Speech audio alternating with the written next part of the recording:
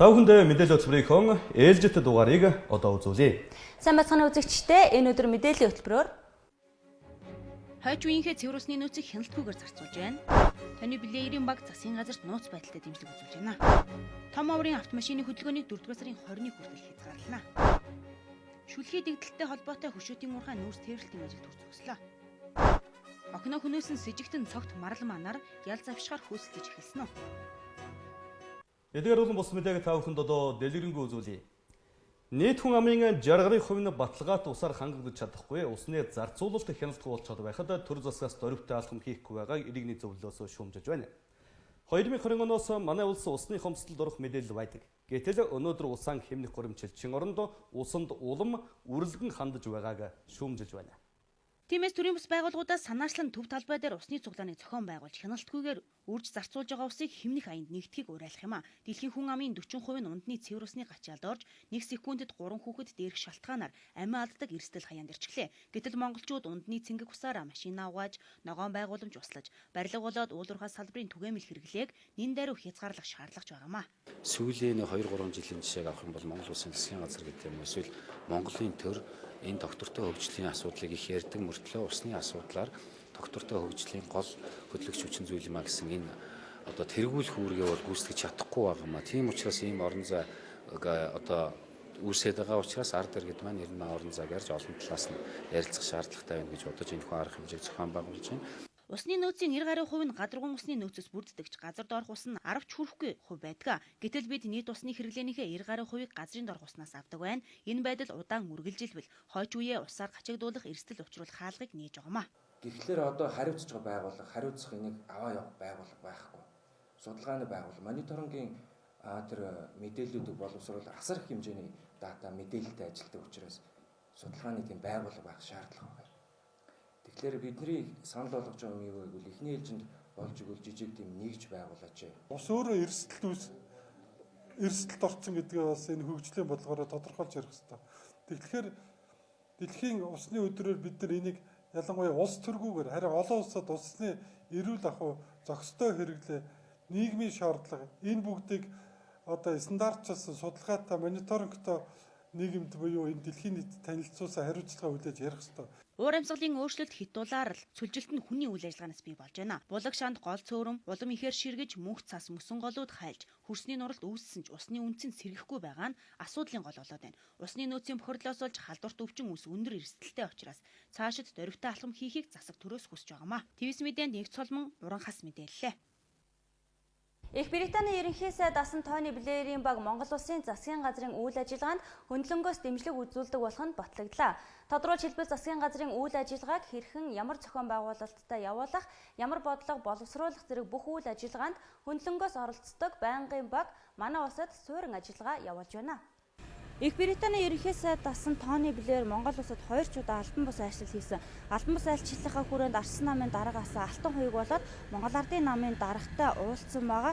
За ингэж ганцаарчилж уулзсан уулзалтаар бол юу ярьсан бол олон нийтэд тиймч нээлттэй бус. Гэхдээ өнөөдөр засгийн газрын одоо үйл ажиллагааг дэмжих төслийг бол хэрэгжүүлж байгаа юм. За өнөөдөр Тони Блэрийн баг нь бол үндэсний Монцомын агентлагийн 2 давхурт байрлаж байна. Дараах мэдээллийг одоо хүргье. Манай төрийн төвшөөд юм бол гадны улс орны хууль журам төсөл хөтөлбөрүүдийг шүтэн биширч Монголын хөршин яг тохирно гэгчлэн АБ-г хуулбарлах явдал сүүлийн жилүүдэд гарч байна.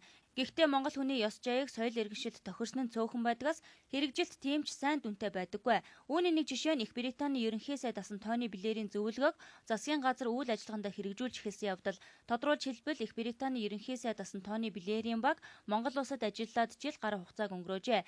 Англи Монгол мэргэжилтнүүдийн хамтарсан энэ баг засгийн газрын үйл ажиллагаанд дэмжлэг үзүүлэх төсөл гэгчийг хэрэгжүүлж байгаа. Гэхдээ тэдний төсөл ямар зорилготой болоод үйл ажиллагаа нь юунд чиглэсэн нь тодорхой бус байна.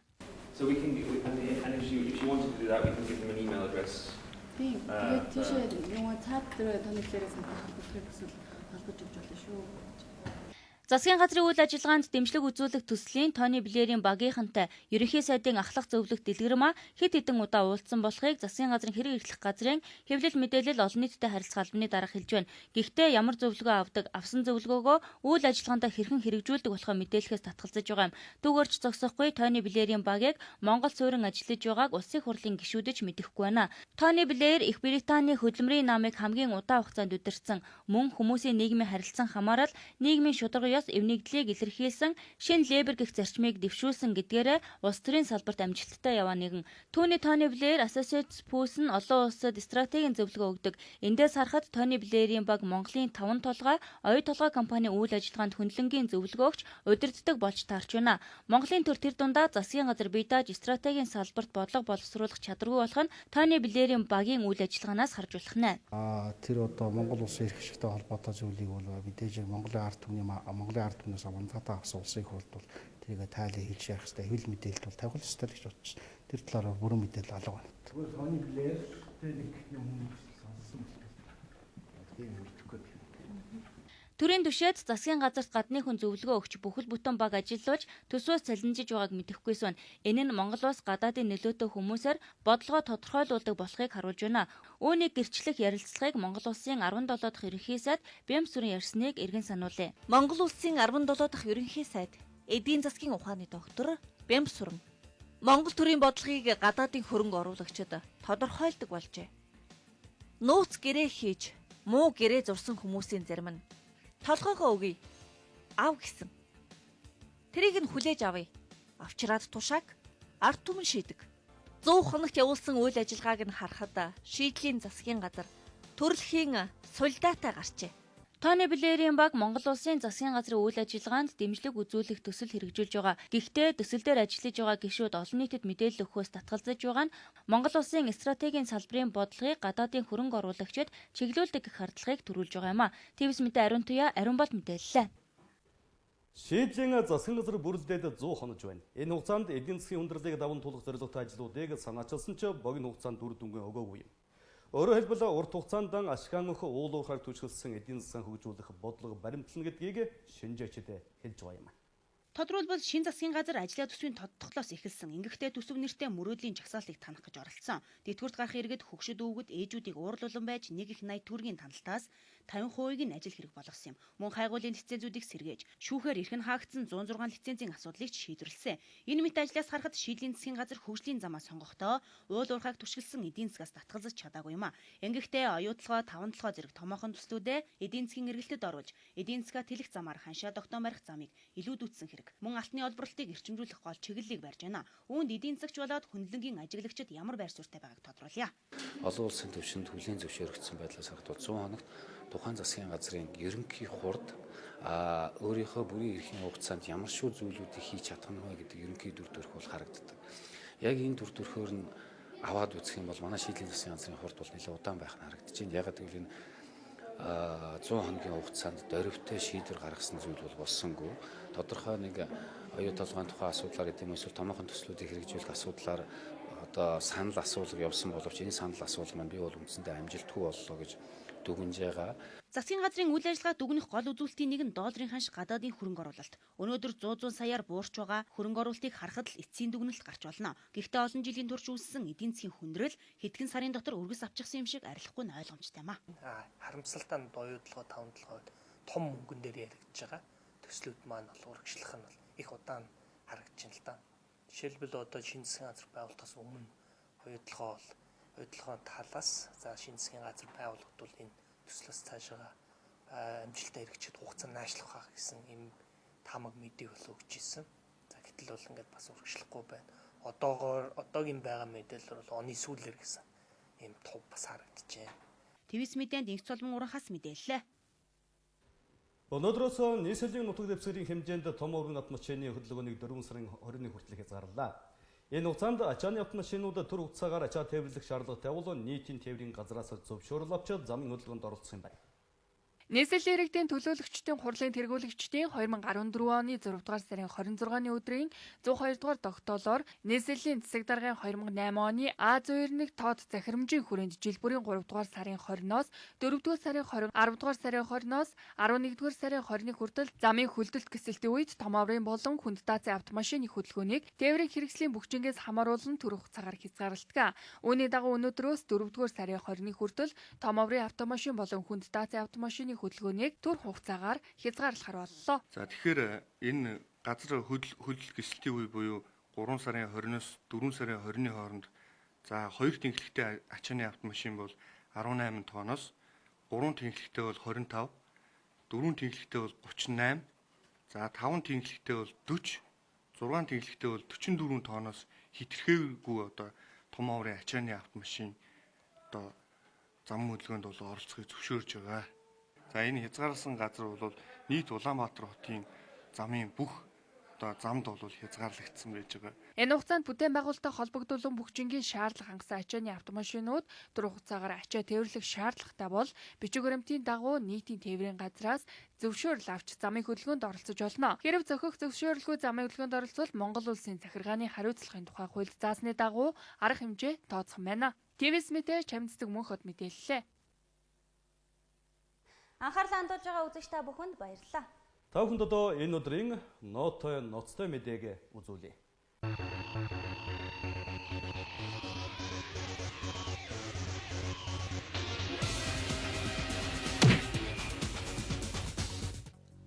Ардчилсан намныг үе практикуудын хүчээр явдаг байсан бол одоо асуудал арай өөр хандлагатай болоод ирлээ.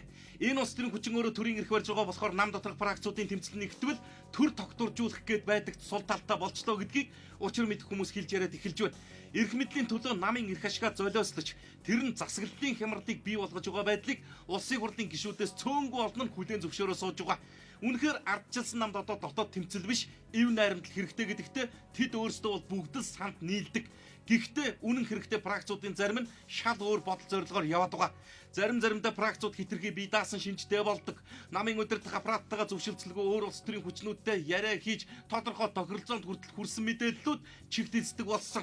Гэхдээ ардчилсан нам дотор нөхцөл байдал ямар байсныг одоо ямар болж байгааг шударгаар шүүмжлэх хүмүүс олон бий. Харамсалтай шүүмжилсэн хүн болгоно ад үзэж, дайсан мэтээр сэтгэж, магтаж аялдан дагалдсан нөхдийг найз мэтээр шүтэх хандлага энэ намд бас газар авч. Үнэн эрэхтэй намын дотоод асуудлыг зориглон ярьж байгаа хүмүүс бол дайсан биш. Гэтэл тийм хүмүүсээ хатуу шийтгэн намаас хөөх тухай мэдэгдэж амны бэлэггүй муухай юм ярьдаг энэ тэр хэмээн цол гуншин зүйлгэн ардчилсан намд алга болчиход байгаа ардчлалын мөн чанарыг сөхөж хэлэх зоригтой хөнгүүл болгочч бай. Тиймдээч тэд алт уйгийг толгоолж байсан засгийн газрын ардын намаас илүү өөрөөсөө гар бие оролцсон байж унагасныг ард түмэн бол харсан. Харин одоо асуудлыг оройтгоос өмнө засахгүй бол сонгуульд хаяанд ирж байгаа энэ үед энэ хിവэрэ орчих юм бол 2000 оны сонгуулийн гашуун түүхийг давтаж өсгөө арчуулах байдал байна гэдгийг л учир мэд хүмүүс хэлээд байгаа юм.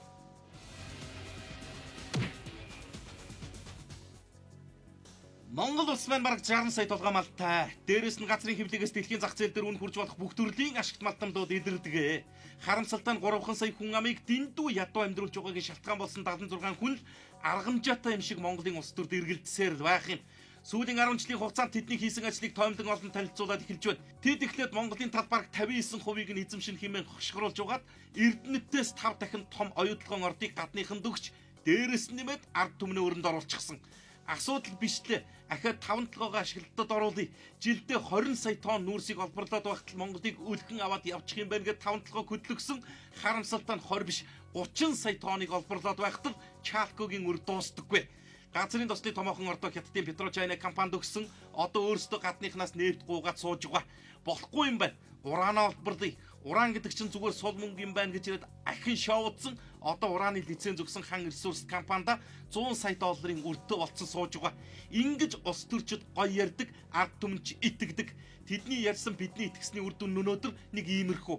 Улсаа эрэмдэг зэрэмдэг газар нутгаа тахир дутуу хүн ардаа өлмөн зүлмэн болгочоод төрийн зөв бодлого, үн докторжуулах хөтөлбөрийн үр дүнгээр хямралыг бид багаамсаж байна хэмээн дамжигдаад сууж байна. Ийм л төртөө болохоор бид дэлхийн хамгийн баян орны, дэлхийн хамгийн ядуу хүмүүс хэмээн цоллуулдаг юм шиг байна.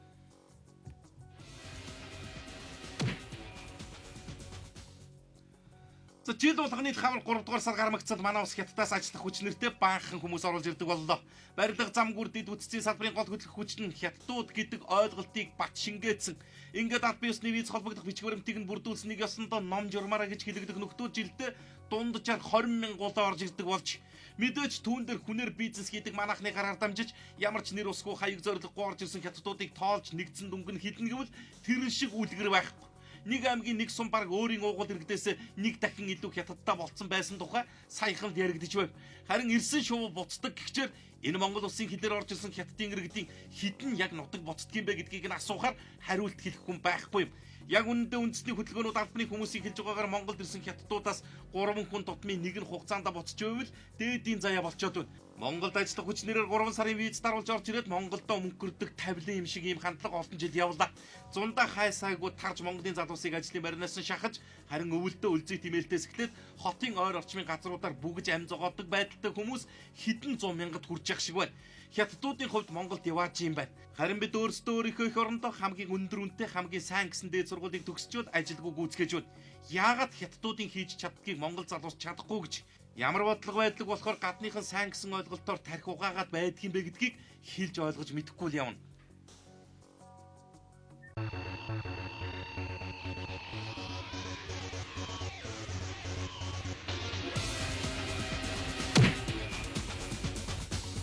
Дахлаас сэргийх амин димийн цуврал. Нимбэг Си. Бурзай. Монголын минь эдийн засаг урзай. Монголдо худалдаахан хийцгээе. Найрсаг Улаанбаатар их дэлгүү. French Baguette. Франц технологиор дарга чихэр компанид үйлдвэрлэв. Эвдэрхий цоргоо засан хоногт 518 литр усыг хэмнэ.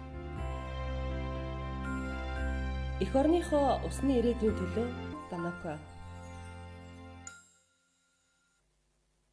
Гинэ төгдөөд хэцүү байна уу?